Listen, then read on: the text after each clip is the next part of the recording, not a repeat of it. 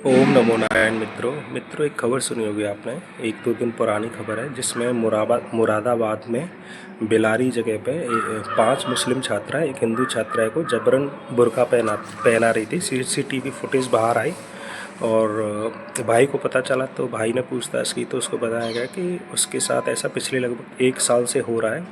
उसको हिंदू देवी देवताओं की बुराई की जाती है उसके सामने, और उसको जबरन गोमांस खिलाने की भी कोशिश की गई और इस्लाम की जो कथित अच्छी बातें हैं वो बताई गई। यानी कि पूरी जो एक स्टैंडर्ड प्रोटोकॉल जो प्रोसीजर होता है इनका, स्टैंडर्ड ऑपरेटिंग प्रोसीजर, वो पूरी तरह से वो 5 मुस्लिम जो लड़की थी वो लगा रही थी। तो आपको लग रहा होगा कि मुस्लिम लड़कियाँ कॉलेज में पढ़ती हैं 11वीं 12वीं में, उससे फ़र्क नहीं पड़ता दोस्तों। उससे इनकी ऐसी ग्रूमिंग हो जाती है कि आप कन्वर्ट करो, और कन्वर्ट करने के बाद क्या होता है फिर उसके साथ केरला स्टोरी में जो बिल्कुल सेम केरला स्टोरी जैसा इधर प्रोसीजर अपनाया गया कि पहले दोस्ती करो, हिंदू देवी देवताओं की बुराई करो, इस्लाम की कथित सच्चाई और औरतों के हक और हुकूक, यानी कि औरतों का कितना दर्जा है इस्लाम में ये बताया जाए, जो कि है नहीं। आधी गवाही मानी जाती है और हलाला और 3 तलाक वगैरह ये सब पता है। मिसियार निकाह, मुता निकाह, उसको बोला गया कि तुम्हारी किस्मत बदलेगी। तो अभी 10 नवंबर को दिल्ली में बॉम्ब ब्लास्ट हुआ, उसमें डॉक्टर शाहीन पकड़ी गई। तो ऐसी किस्मत शायद उसकी हो सकता है बनाना चाह रही हूँ, जो कि जमातुल मोमिनात, जो ऑपरेशन सिंदूर में मसूद अजहर था उसके भाई की पत्नी थी। तो उसने जमातुल मोमिनात बनाई, तो उसकी ये इंडिया की जो ऑपरेटर थी वो थी। इशरत जहाँ हो गई एक, उसकी भी उस जैसा इसको बनाना चाह रहे होंगे। और जो केरला स्टोरी में दिखाई गई थी, काफ़ी सारी क्रिश्चियंस और हिंदू लड़कियों को फंसाया गया और उनको आईएसआई यानी कि इराक और सीरिया के पास भेजा गया उनको गुलाम बनाने के लिए। किस तरह का यूज़ करते होंगे औरतों को आप समझ सकते हो, मैं इसके बारे में क्या बताऊँ।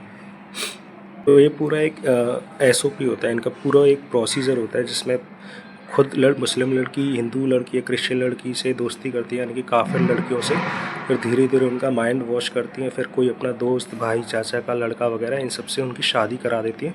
और फिर आपको लग रहा होगा कि मुस्लिम लड़कियाँ जहाँ कम कट्टर होती है, तो मैं आपको कुछ एग्जाम्पल बता देता हूँ। तो आपको जो आपके अगर शक होगा कोई मन में तो पूरी तरह से ख़त्म हो जाएगा। क्योंकि दोस्तों, क्योंकि अगर कोई महिला होती है तो उसकी ज़्यादा चेकिंग भी नहीं होती और लोगों को लगता है कि ये इतना कोई कट्टर कदम नहीं उठा पाएगी, तो वो उनके लिए ईजी होता है कहीं भी अटैक करना। तो एक शफीन मलिक थी दोस्तों, वो पाकिस्तान की नागरिक थी। उसने कैलिफोर्निया में 14 लोगों की हत्या कर दी थी। ऐसे ही हासना आयत बोलासेन थी जो आईएसआईएस से जुड़ी थी, वो सुसाइड बॉम्बर थी।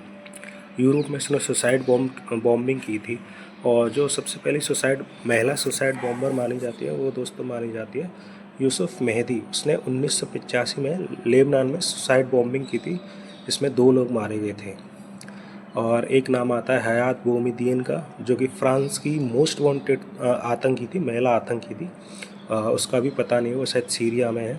उसने पेरिस में आतंकी हमला किया था और 5 लोगों की मौत हो गई थी, वो भी आईएसआईएस से जुड़ी थी, Islamic state of Iraq and Syria.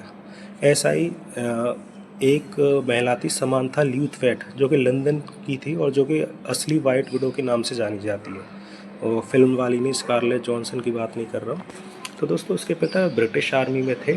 तो इधर भी वही स्ट्रेटजी अपनाएगी कि जब कोई महिला या लड़की या लड़का कोई इमोशनली और मेंटली डिस्टर्ब होता है, तो इसका क्या हुआ, दरअसल 11 साल की थी, उसके माता पिता का तलाक हो गया।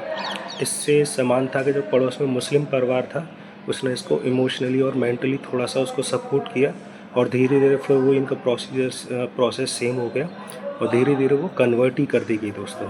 अब आईएसआई में वो भर्ती हो गई थी।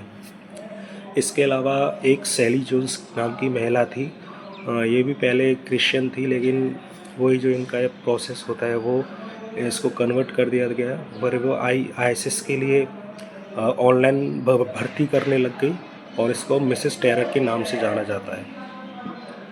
तो दोस्तों इनकी ये स्ट्रेटजी रहती है। तो सभी हिंदू बहन बेटियों को आप लोग समझाओ, क्योंकि उनको इतनी अवेयरनेस नहीं होती, क्योंकि आजकल रील्स और शॉर्ट्स का ज़माना है, तो लोग मोबाइल में ये सारी न्यूज़ पे नहीं ध्यान देते।